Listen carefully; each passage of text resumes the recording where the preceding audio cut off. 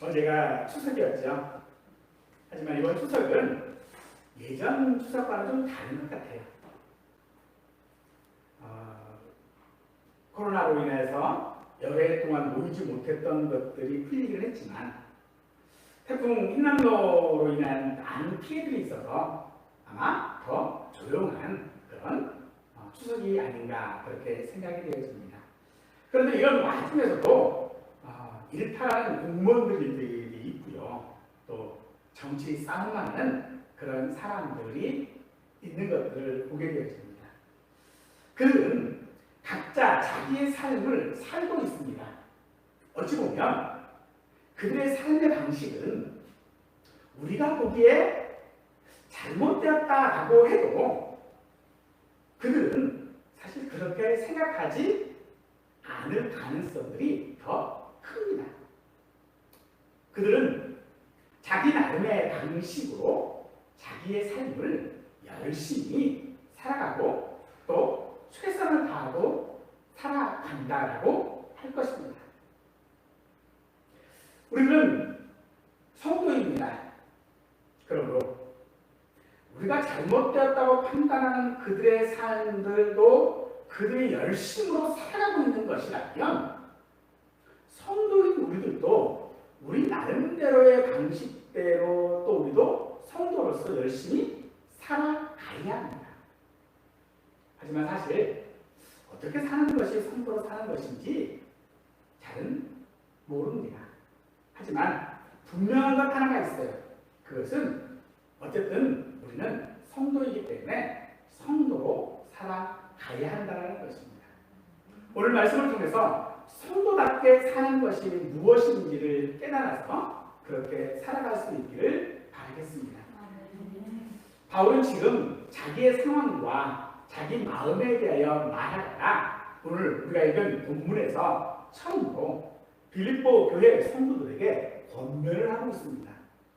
첫 번째 권면하는 권면은 오직 복음에 합당하게 생활하라라고 하는 것입니다.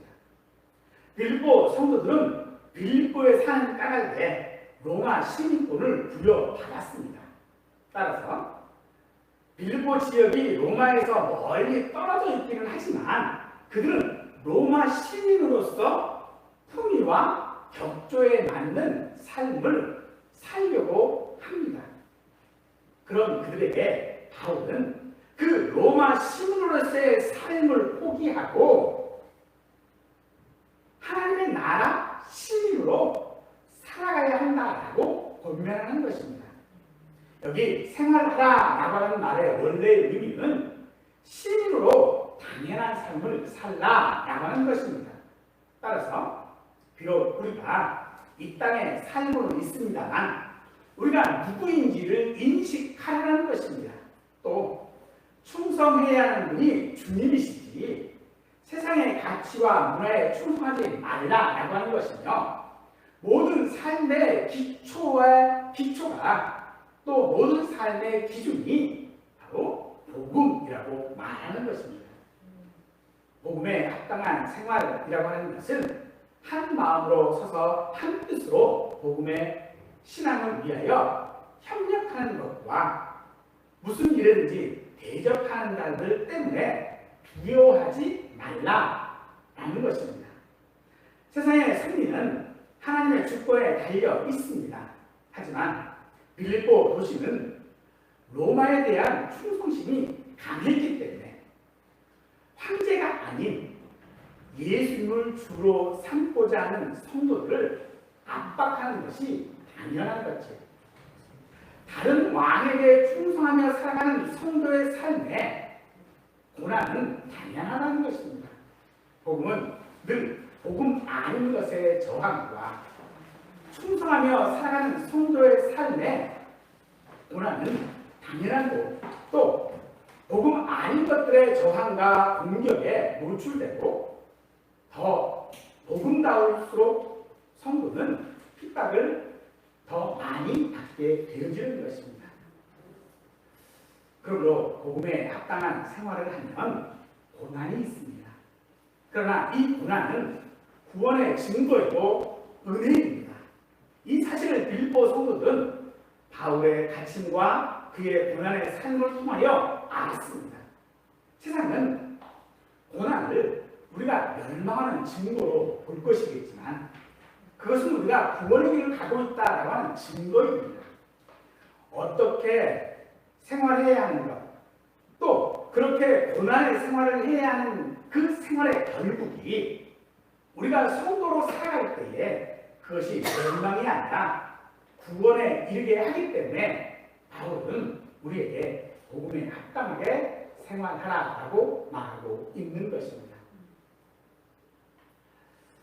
로마는 빌립보 시민들에게 로마 시민권을 부여함으로써 그에 어울리는 생각과 삶의 방식을 요구했지만 빌립보 시민들은 그 요구보다도 더, 즉 로마 시민보다도 더 로마 사람처럼 살았습니다. 이처럼 성도는 복음에 합당한 생활을 해야 합니다. 모든 삶의 자리가 성도여야 한다는 것입니다. 이것이 하나님께서 우리에게 기대하시는 것입니다. 우리는 너무나 쉽게 하나님께서 기대하시는 신앙생활이라고 하는 것은 그저 예배드리고 도덕적이고 윤리적으로 살고 하나님께서 주신 어떤 형통의 복을 자랑하고 금이 환영하는 것이다라고 오해할 수 있습니다.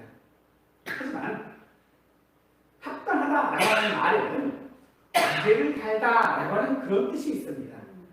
무거운 짐을 진 것처럼 살라라고 하는 것이 아니라 자기 삶에 무게를 두고 진지하게 살라는 것입니다. 성도로 산다라고 하는 것은 그래서 결코 가벼운 것이 아닙니다. 세상의 염려와 세상의 근심의 바람에 우리가 성도라고 하는 이 사실이 날아가지 않도록 성도의 삶은 무거워야 하는 것입니다. 지난번 인난노 태풍 때문에 많은 것들이 날아갔죠. 날아가는 것은 그 바람의 힘보다 그 날아가는 것의 무게가 약하기 때문입니다. 그러므로 우리가 세상의 염려와 근심 가운데에 내가 성도라고 하는 것을 잊어버린다면 내가 성도라고 하는 이 무게가 근심과 걱정보다 더 작다라고 하는 말이 되어지는 것입니다. 그러므로 합당하라 라고 하는 말은 그 무게만큼 그 무게를 가지고 있어야 한다라고 말하는 것입니다. 바울은 지금 감옥에 있습니다. 죄수로서 언제 죽을지 모릅니다. 그런 그의 삶이 가치가 있다라고 세상 절대로 말하지 않을 뿐만 아니라 그렇게 살겠다고 나서는 사람도 없을 것입니다. 그럼에도 바울은 그런 자기의 삶을 기뻐하고 있죠. 그런 삶이 지금 기쁜 이유, 그것은 그가 그 삶에 그만한 가치를 가지고 있기 때문인 것입니다.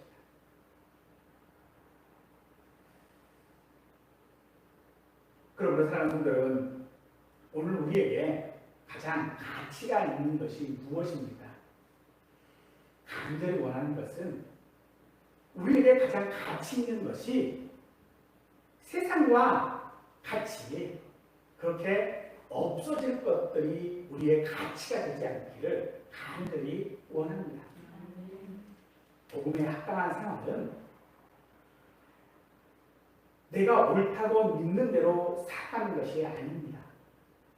우리가 자신의 방법과 자기 경험과 논리를 주장할 수 있습니다. 그러나 로마 멀리 떨어진 빌립보에서도 로마 사람으로 산다라고 하는 것은 빌립보 지역의 문화와 풍속이 아닌 로마 사람으로서의 생활 양식을 따라 사는 것입니다. 그럼 우리가 복음에 합당하게 살아야 한다라고 하는 것은 세상 사람들이 우리를 보고 당신은 그리스도인답지 않다라고 하는 비난을 하게 한다는 것입니다. 그럼 복음에 합당한 생활은 세상과 융합하거나 세상과 조화를 이루는 삶이 결코 아닙니다. 이스라엘 백성들이 가나안 땅에 들어갔습니다. 그런데 그 가나안 땅에 들어간 사람들은 이스라엘의 2세대들입니다. 이들은 애굽에서의 생활을 모릅니다. 단지 그들의 부모로부터 애굽에서 생활이 어떠했다라고 하는 것만 들었을 뿐입니다. 그들이 경험한 삶은 그저 광야 생활뿐이었습니다. 이제 그들은 가나안 땅에 정착해야 합니다. 가나안 땅에 정착해야 하는 그들에게 하나님께서는 그 가나안 땅에서 어떻게 정착해야 하는지에 대한 분명한 지침을 주셨는데 그것이 신명기서입니다. 그러나 정착한 이후에 기록이 된 사사기에 의하면 그들은 자기 소견에 옳은 대로 살았다라고 말합니다. 그것은 그들이 가나안 땅으로 인도하신 하나님의 백성다운 모습이 아니었다라는 말입니다. 그들의 소견은 그들이 정착한 가나안 족속의 생활 방식이었습니다. 가나안 땅은 가나안 족속이 거주하는 곳이었죠. 그런 곳을 정말로 그들이 하나님께서 자기들에게 주신 가나안 땅으로 만들기 위해서는 그들은 하나님의 백성이 되어야 했지만 그들은 하나님의 백성이 아닌 자기 소견에 옳은 대로 그들의 모습대로 살아갔던 것입니다. 우리는 비록 세상에 살지만 세상에 속한 사람은 아닙니다. 우리의 시민권은 하나님 나라에 있습니다. 따라서 내가 어디에 있든지 나는 하나님의 나라 시민으로 살아야 합니다.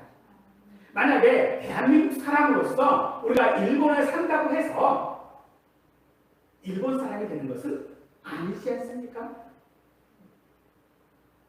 내가 일본에 산다고 해서 일본 사람처럼 살아서는 안 됩니다. 하나님 나라 시민으로 우리에게 어울리는 삶은 세상이 기대하는 그런 도덕적이고 윤리적이고 희생적인 삶이 아니라 복음에 어울리는 삶이어야 합니다. 복음은 그저 복을 받고 은혜 받는 것이 아닙니다. 복음이라고 하는 것은요, 우리가 하나님의 자녀가 되었다라고 하는 것입니다. 그러므로 복음에 합당하게 생활하라라고 하는 말은 하나님의 자녀에게 어울리는 삶은 그런 특권을 누리는 것이 아니라 하나님과 함께 하는 것입니다. 내가 어디에 있든지 하나님과 함께 하는 것이 합당하게 생활하는 것입니다. 하지만 이 복음에 합당한 생활은요, 혼자 할 수 없습니다. 한 마음과 한 뜻으로 협력해야 한다고 말합니다. 여기 협력이라고 하는 말은 함께라고 하는 뜻과 경주라고 하는 뜻이 합해진 단어로서 함께 경주하다라고 하는 그런 뜻입니다. 그래서 로마 군대가 여러분들 영화 같은 데 보면 싸움을 할 때 싸울 방식이 어떻게 하냐면요, 그저 막 달려나가서 싸우고 하는 것이 아니고 그냥 한 줄로 길게 서요. 그리고 그 한 줄이 싸워요. 그리고 그 한 줄이 다 죽으면 그 다음 줄이 나가서 또 싸워요. 이게 협력이라고 하는 말이 우리에게 연상시키는 모습입니다. 하지만 우리는 이 협력이라는 말을 너무 크게 해석을 합니다. 너무 크게 해석을 해서 한 사람도 흩어지면 안 되고 한 사람도 힘을 안 쓰면 안 되고 하는 그런 걸로 생각을 하지. 하지만 우리는 그런 능력이 사실은 없지 않아요. 우리가 전문적으로 훈련받지도 않았고요. 그 어떤 것도 우리가 제대로 하지 않았습니다. 그래서 우리는요, 그 모든 것들을 함께 해나가지 못합니다. 그러므로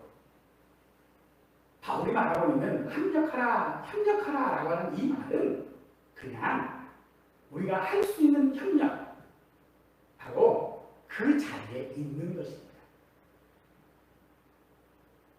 온통 세상은 경쟁하고 비교하고 다투고 쪼개지는 세상 속에서 그냥 함께 있는 겁니다.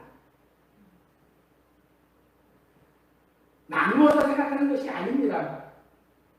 함께라는 말과 경주라는 말을 나누어서 생각하는 것이 아닙니다. 누구는 리더로서 열심히 해야 되고, 누구는 물질로 자기 능력대로 감당해야 되고, 누구는 물질 없으니까 몸으로 때워야 하고, 이런 말이 아닙니다. 하나님께서는 우리에게 다양한 은사와 부름에 따라 그냥 함께하는 것이 협력이라고 말하는 것입니다.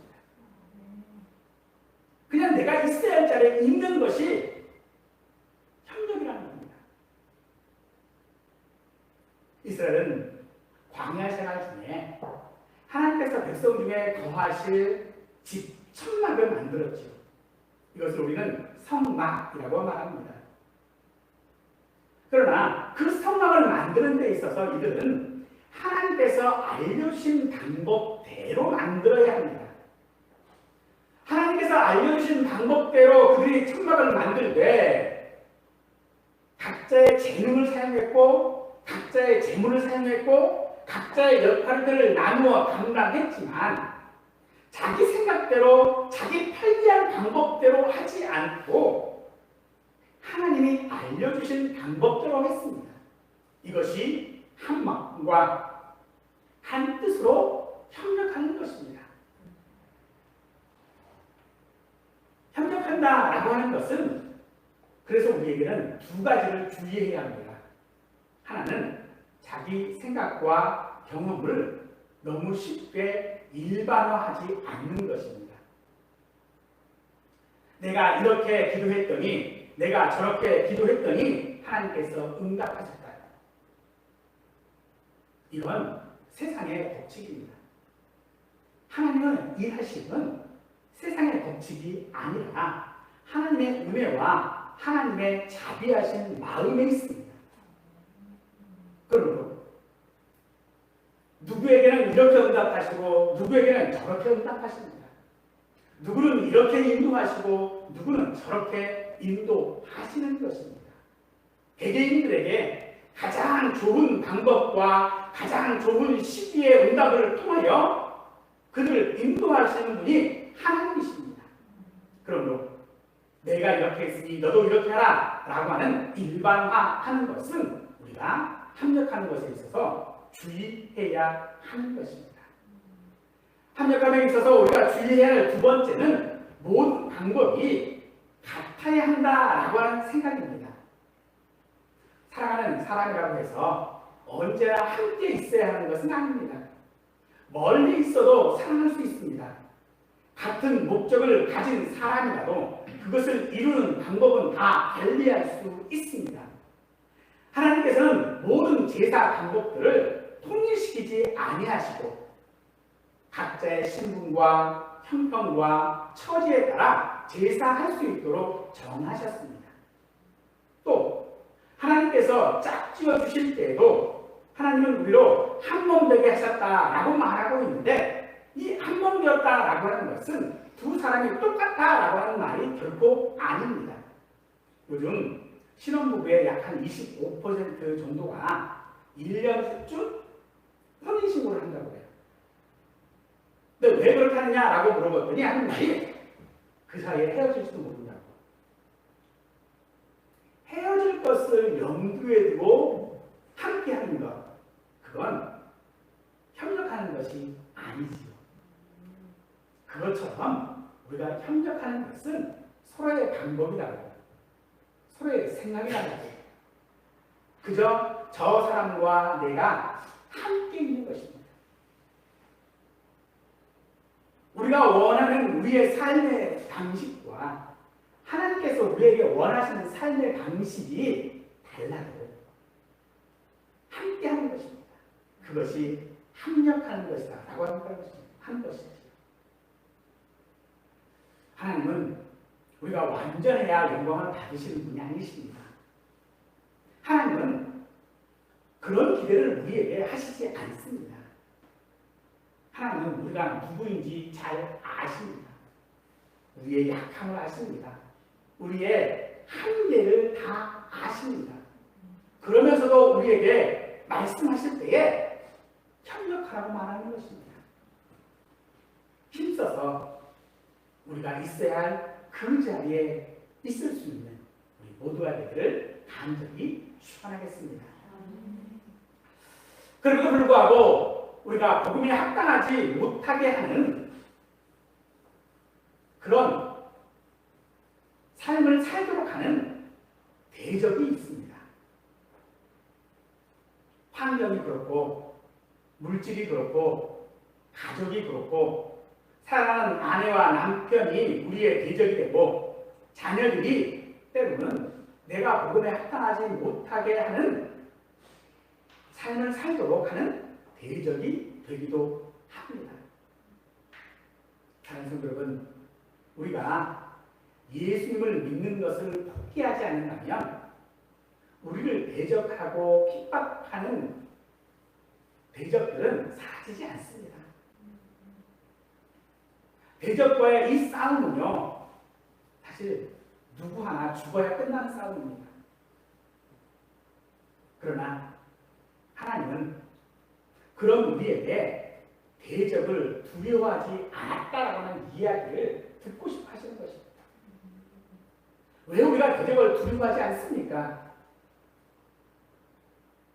나와 함께 계신 하나님이 있기 때문입니다. 그래도 우리는 그런 대적을 두려워하지요. 혹시라도 내가 복음에 합당한 생활을 하다가 그들을 또 그것들을 잃어버릴까 염려되기 때문입니다. 내가 혹시라도 믿음 때문에 내 직장을 잃어버리면 어떡하지? 내가 이 믿음 때문에 내가 사랑하는 사람을 잃어버리면 어떡하지? 내가 가진 이 신앙 때문에 내가 성공할 수 있는데 성공을 하지 못하면 어떡하지? 하는 그런 염려들 때문인 것이죠. 그래서 바울은 빌립보 사람들에게 로마 시민으로서 그렇게 많은 특권들을 누리고 살아왔지만 그 특권에 필요한 모든 것들을 스스로 로마 시민으로서 그들이 살아가고 있지만 이제는 하나님 나라 시민으로서 살려고 한다면 그 특권들을 내려놓아야 한다고 말하는 것입니다. 이것이 바로 두려워하지 않는 것입니다. 비록 내가 믿음을 지킴으로 말미암아 내가 원하는 것들을 얻지 못하고 그것들을 잃어버린다 할지라도 두려워하지 않는 것입니다. 따라서 우리가 두려워하지 말아야 할 이 대적들은 내 삶의 비교의 대상이 아닙니다. 비교하지 않는다면 두려워할 이유가 없겠지요. 내 삶과 세상의 삶을 비교하지 않는다면 상관없는 건 아니겠습니까? 우리가 왜 불행하다고 생각하고 왜 어렵다고 생각합니까? 비교 때문 아닙니까? 흔히 우리가 행복지수가 높은 나라들을 보면 어떤 나라들이죠? 가난한 나라들. 근데 그들이 왜 행복지수가 높습니까? 비교할 게 없으니까요. 그저 자기의 삶 가운데서 만족하는 거거든요. 그런데 경쟁하고 어떤 것들을 가지려 하고 하는 사람들을 보면 자꾸 비교를 해요. 저 사람은 어떤데? 얘는 어떤데? 저 사람은 어떤데? 이 사람은 어떤데? 자꾸 비교를 해요. 그러다 보니 그것이 두려울 수밖에 없는 것이죠. 하지만 사랑하는 성도 여러분, 우리가 대적해야 할 대상들은요, 비교의 대상이 아니라 싸워야 할 대상인 줄 믿으시기 바랍니다. 내가 대적해야 하는 대적입니다. 우리의 삶에는 그런 대적이 늘 있습니다. 내게 대적이 있다라는 이 사실을 우리가 잊어버리면요, 우리는 우리의 삶에 실망할 수밖에 없습니다. 따라서 우리는 대적과의 싸움을 멈추지 말아야 합니다. 그래서 우리의 신앙생활에 있어서 형통하다라고 하는 것은요, 별로 그렇게 좋은 게 아니에요. 우리의 신앙이 형통하면요, 내가 누구인지를 잊어버립니다. 그럼 우리는 달리는 것을 멈추지 말아야 합니다. 달리는 걸 멈춰버리면 상이 없습니다. 우리가 정말로 믿음으로 살지 않는다면요, 고난은 우리에게 없을 것입니다. 대적을 두려워하지 말아야 할 두 번째 이유는요, 대적은 우리를 절대로 이길 수 없기 때문입니다. 우리가 믿는 자된 것은 우리의 선택이 아니었지요. 하나님께서 우리를 선택하시고 우리를 너무나도 잘 아심으로, 그럼에도 불구하고 하나님은 우리를 선택하셨습니다. 이 선택에 있어서 절대로 그는 하나님의 선택을 이기지 못합니다. 우리가 신명기서가 가나안 땅을 온전히 자기 소유로 삼기 위해 원주민들과 전쟁을 해야 하는 가나안 백성들에게 그 땅에서 어떻게 하나님과 함께할 수 있는지를 말씀하신 것이 신명기서라고 말씀을 드렸습니다. 그런데 이 말씀은요, 아직 그들이 가나안 땅에 들어가기 전에, 그들이 전쟁도 하기 전에 하신 말씀입니다. 하지만 신명기서를 살펴보면요, 그들이 이미 그 땅을 차지하여 있는 것처럼 말씀하십니다. 여러분, 오늘 우리가 대적을 두려워하지 말아야 할 이유, 그것은 하나님께서 이스라엘 사람들에게 젖과 꿀이 흐르는 가나안 땅을 주신 것처럼 우리에게도 그런 삶을 주실 것을 분명히 약속하셨기 때문입니다.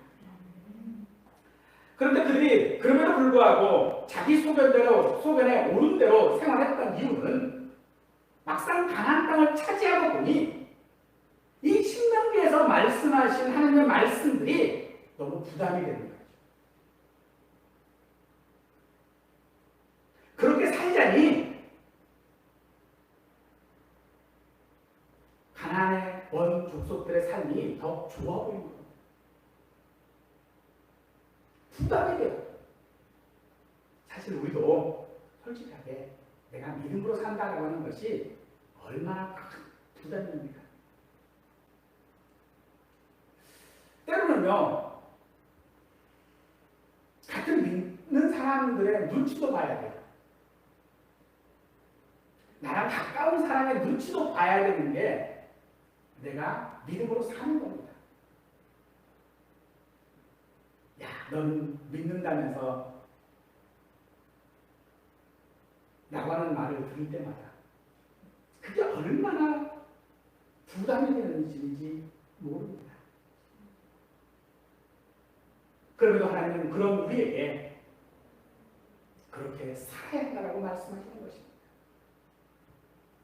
바울은 그래서 그것을 명령하고 있는 겁니다.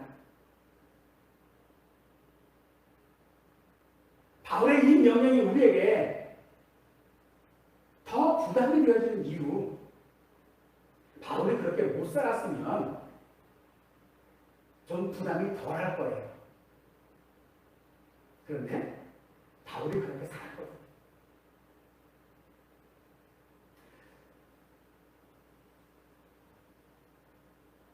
사랑하는 여러분, 그럼에도 그런 부담이 우리에게 있음에도 우리는 그렇게 살기를 다짐해야 할 필요가 있습니다. 바울은 그런 삶을 산 성도들에게 로마서 8장에서 현재의 고난은 장차 우리에게 나타날 영광과 비교할 수 없다라고 말하고 있습니다. 장차 우리에게 있을 그 영광과 지금의 나의 삶의 모습은 비교할 수 없는 것이라는 겁니다. 여러분, 오늘 우리가 하나님과 함께하기 위하여 복음에 합당한 생활, 즉 복음에 합당하도록 하나님과 함께하기 위하여 우리에게 필요한 것이 무엇이겠습니까? 그 명령들을 하나님께서 우리에게 하시면서 우리에게 기대하는 것은 그 명령을 완전하게 지키라고 하는 것이 아닙니다. 그러면 어떤 것을 우리에게 바라시는 것일까요? 우리에게 바라시는 것은요, 아버지에게로 돌아오는 둘째 아들입니다. 실패하고 넘어지고 상처나고 상거지 모습으로 그 모습 그대로 돌아오고 있는 그 아들을 하나님께서는 기대하시는 것입니다. 하나님이 기대하시는 아들은 한 번도 아버지의 말을 거역한 적이 없던 아들이 아니라 아버지의 말을 거역하고 아버지의 뜻을 거스려도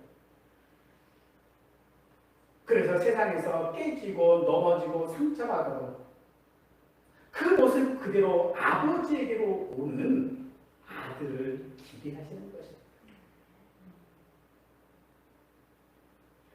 우리가 받은 은혜는 예수를 믿는 것 아니겠습니까?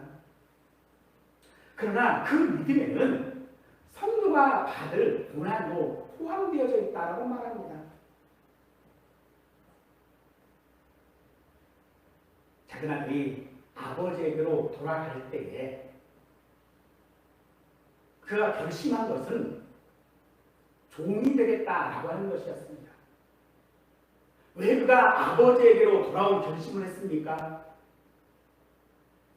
종에게도 넉넉했던 아버지를 기억했기 때문입니다. 사랑하는 성도 여러분, 언제나 우리와 함께 하시는 하나님을 기억하실 수 있기를 원합니다. 복음에 합당한 삶을 살지 못하고 있는 내 모습 가운데서도 그 모습 그대로 아버지와 함께하기를 원하시는 그 일을 감당하실 수 있기를 원합니다. 둘째 아들이 아버지에게 돌아올 결심하기가 쉬웠겠습니까? 그가 정말로 사람이라면 아버지에게로 돌아올 결심 못합니다. 그런데 그 결심을 하고 돌아왔지요. 그것이 둘째 아들이 감당한 은혜입니다. 그 은혜를 감당하실 수 있기를 간절히 축원합니다. 살면서 우리는 이것도 선택하고 저것도 선택합니다.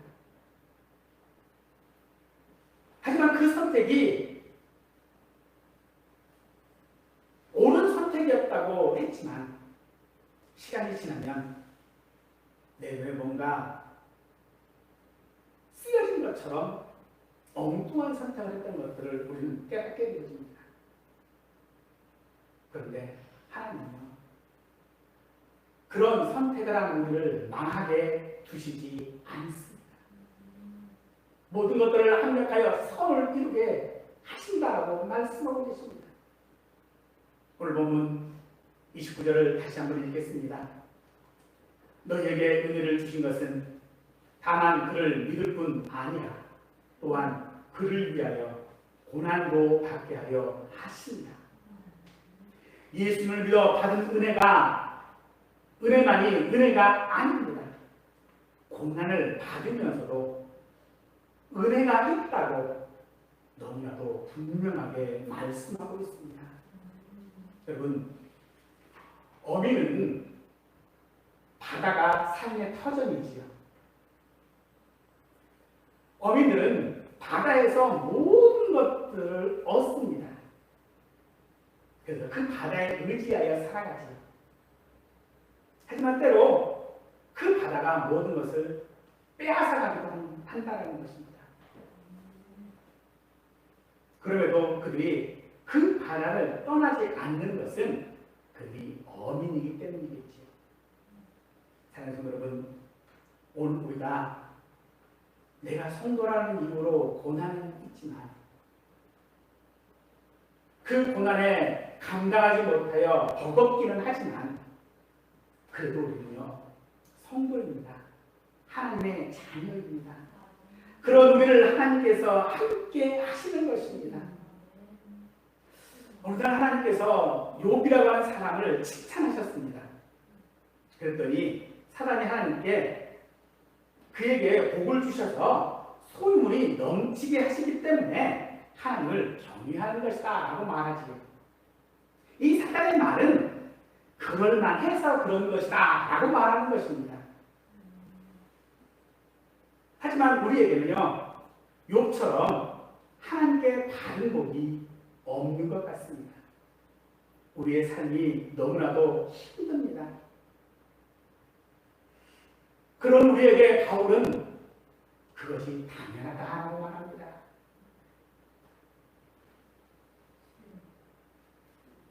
사단은 우리에게 욥과는 반대로 우리의 소유물들을, 우리의 바램들을 넘치게 하심으로써 마치 우리가 믿음 때문에, 복음 때문에 고난받는 것이 잘못된 것인 것처럼 말합니다. 세상도 그렇게 말합니다. 네가 잘 믿었으면 그런 일이 왜 생기냐고요? 아니요, 그렇지 않습니다. 여러분들, 여러분을 탓하지 마십시오. 여러분이 잘못해서 고난받는 것이 아닙니다. 우리가 잘못해서 세상이 우리를 비난하는 것이 아니라 그들이 우리의 대적이기 때문에 우리를 비난하는 것입니다. 그들이 우리를 두렵게 하려고 쫓아다니며 하나님과 멀어지게 하기 위해서 우리를 두렵게 하는 것이지 우리가 약하기 때문이 아니라는 것입니다. 그러므로 예수를 믿는 믿음으로 우리는 이 고난당하는 것을 이상한 일 당하는 것처럼 두려워하거나 지금의 상황을 외면하지 마시고 고난의 은혜에 하나님께서 나를 부르신 줄 알고 그 고난을 즐거워하고 기쁘게 감당하심으로써 복음에 합당한 아름다운 성도의 삶을 사는 은혜가 우리 모두에게 넘쳐나기를 간절히 축원하겠습니다.